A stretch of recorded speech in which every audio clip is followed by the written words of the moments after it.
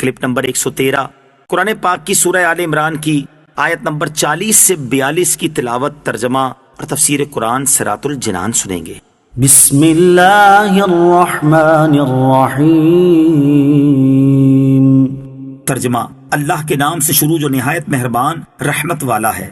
قال رب أنا يكون لي غلام وقد بلغني الكبر وامرأتي عاقر قال كذلك الله يفعل ما يشاء۔ ترجمہ، عرض کی ہے میرے رب میرے ہاں لڑکا کیسے پیدا ہوگا حالانکہ مجھے بڑھاپا پہنچ چکا ہے اور میری بیوی بھی بانجھ ہے۔ اللہ نے فرمایا اللہ یوں ہی جو چاہتا ہے کرتا ہے۔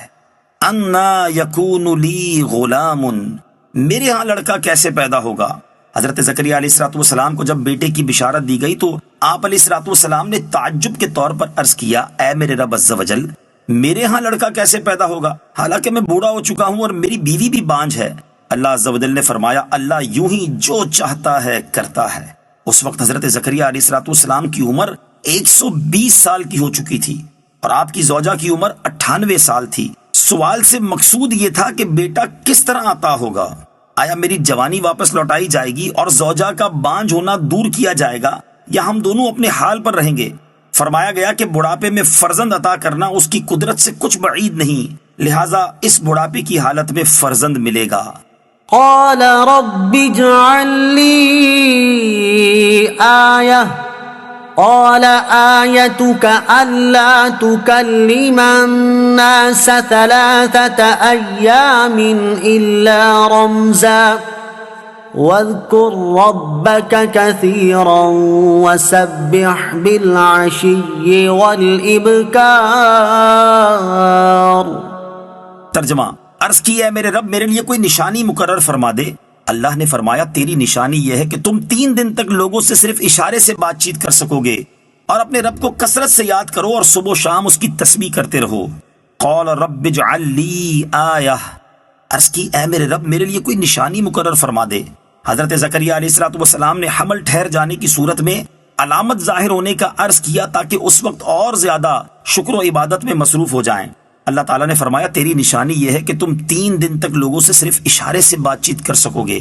چنانچہ ایسا ہی ہوا کہ جب آپ علیہ السلام کی زوجہ کو حمل ٹھہرا تو آدمیوں کے ساتھ گفتگو کرنے سے زبان مبارک 3 روز تک بند رہی اور تسبیح و ذکر پر آپ قادر رہے، اور یہ ایک عظیم معجزہ ہے کہ جس میں اعضاء صحیح و سالم ہوں اور زبان سے تسبیح و تقدیس کے کلمات ادا ہوتے رہیں مگر لوگوں کے ساتھ گفتگو نہ ہو سکے۔ اور یہ علامت اس لیے مقرر کی گئی کہ اس نعمت عظیمہ کے ادائے حق میں زبان ذکر و شکر کے سوا اور کسی بات میں مشغول نہ ہو۔ اس سے معلوم ہوا کہ صالح فرزند ملنے پر رب عز و جل کا شکریہ ادا کرنا چاہیے۔ عقیقہ، صدقہ، خیرات، نوافل سب اسی نعمت کا شکریہ ہے، اور چونکہ ہمارے آقا علیہ السلام رحمت للعالمین اور کائنات کی سب سے عظیم ترین نعمت ہیں، اس لیے اس نعمت کا شکریہ ہم میلاد کی صورت میں ہمیشہ ادا کرتے رہتے ہیں۔ وَسَبِّحْ بِالْعَشِيِّ وَالْإِبْكَارِ، اور صبح و شام اس کی تسبیح کرتے رہو۔ اگرچہ ہر وقت تسبیح ہو تحلیل بہتر ہے، لیکن صبح و شام خصوصیت سے زیادہ بہتر ہے کہ اس وقت دن رات کے فرشتے جمع ہوتے ہیں۔ نیز آدمی کی صبح کی ابتدا اور انتہا اللہ تعالیٰ کے ذکر پر ہونی چاہیے۔ وَإِذْ قَالَتِ الْمَلَائِكَةُ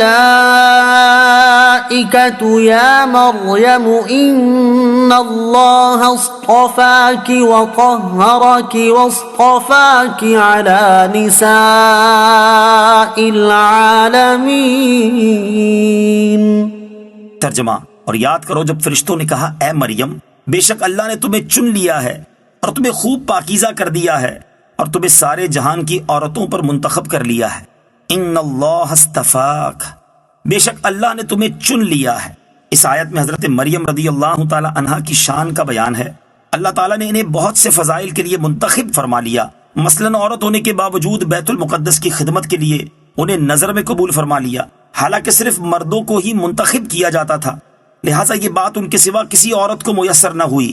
آپ رضی اللہ تعالی عنہا کے لیے جنتی رزق بھیجا گیا، حضرت زکریا علیہ السلام کو ان کا کفیل بنایا گیا، نیز اللہ تعالیٰ کی طرف سے انہیں یہ فضیلتیں فرشتوں کی زبان سے سنائی گئیں۔ مزید یہ کہ حضرت مریم رضی اللہ تعالی عنہا کو اللہ تعالیٰ نے گناہوں سے اور مردوں کے ان پر قدرت پانے سے پاکیزہ بنایا، اور انہیں سارے جہان کی عورتوں پر فضیلت عطا فرمائی کہ بغیر باپ کے بیٹا دیا اور ملائکہ کا کلام سنوایا۔